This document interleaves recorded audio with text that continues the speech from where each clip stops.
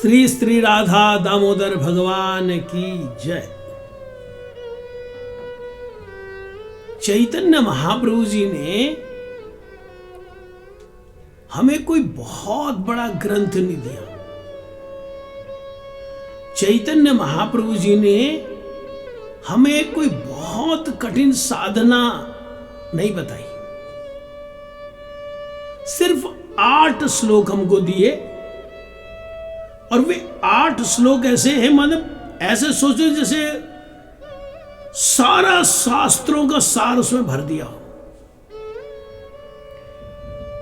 भगवान की जो लीलाएं हैं प्रातः काल से लेकर अगली प्रातः तक, जो 8 प्रहर की जो लीलाएं हैं, वो एक एक प्रहर की लीलाओं का अगर हम संबंध देखें तो रूप गोस्वामी जी का जो श्लोक है ना, आदो श्रद्धा ततो साधु संग भजन क्रिया, उससे बिल्कुल जुड़ता है कि पहले गुरुपद आश्रय होता है, फिर गुरुपद आश्रय से गुरु जी बताते भजन क्या करना है, उससे सारे अनर्थ जाते हैं, निष्ठा उत्पन्न होती है, फिर रुचि होती है, ऐसा क्रम है ना। ऐसे ही शिक्षा अष्टक का भी बड़ा गहरा संबंध है भगवान कृष्ण की लीलाओं से। हमारे पूर्वाचार्य श्रील भक्तिविनोद ठाकुर जी ने लिखा, ए शिक्षाष्टक कहे कृष्ण लीला क्रम, यहाते भजन क्रमे लीलार उद्गम। अगर कोई ठीक से मतलब शिक्षाष्टक को पढ़े, समझे और कढ़े, माने अपने जीवन में ढाले, तो श्री कृष्ण लीलाएं उसके हृदय में प्रकाशित हो जाएंगी। बीच में थोड़ा एक बात मैं बताना चाहूंगा, यूं ही भगवान का दर्शन नहीं होता कि रास्ते में चल रहे भगवान का दर्शन हो गया।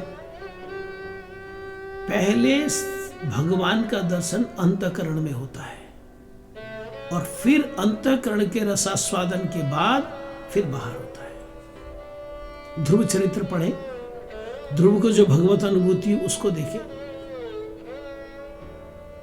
प्रहलाद चरित्र पढ़े, प्रहलाद जी को पहले अंतःकरण में अनुभूतियां हुई, खंबे से तो बाद में निकले भगवान।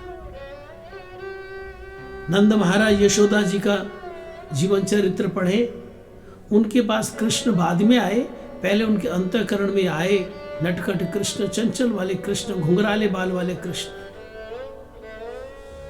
कौशल्या जी के बारे में पढ़ ले, देवकी वसुदेव के बारे में पढ़े, पहले अंतःकरण में। इसलिए अंतःकरण जो है उसका साफ होना बहुत जरूरी है। निर्मल मन जन, जिनका निर्मल मन है ना, भगवान श्री राम कहते वही मुझको पा सकता है। निर्मल मन जन सो मोहि पावा। तो चैतन्य महाप्रभु जी ने अपनी शिक्षा को यहीं से शुरू किया, पहले अपने अंतःकरण को पवित्र करो। और ये हो कैसे? परम विजयति श्री कृष्ण संकीर्तन, श्री कृष्ण संकीर्तन से, हरे कृष्ण महामंत्र संकीर्तन से। तो शिक्षाष्टक के 8 श्लोकों का कृष्ण लीला की जो 8 प्रहर लीला है उससे बड़ा गहरा संबंध है। हमारे पूर्वाचार्य श्रील भक्तिविनोद ठाकुर कहते हैं, ए शिक्षाष्टक कहे कृष्ण लीला क्रम, यहाते भजन क्रम लीलार उद्गम। इस शिक्षाष्टक के क्रम से ही श्री कृष्ण लीलाओं का हृदय में उद्गम होगा, हृदय में प्रकाश होगा। मतलब कैसे? उन्होंने समझाया, प्रथम श्लोक भज किछु दिन। पहले आप ना जो शिक्षाष्टक का प्रथम श्लोक है उसकी भजना करो, उसको अपने जीवन में ढालो। उसमें मुख्य क्या है? परम विजयते श्री कृष्ण संकीर्तन।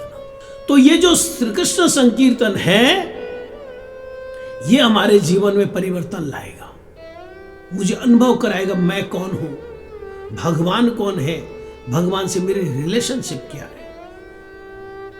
फिर द्वितीय श्लोके ते तबे हौ तो प्रवीण।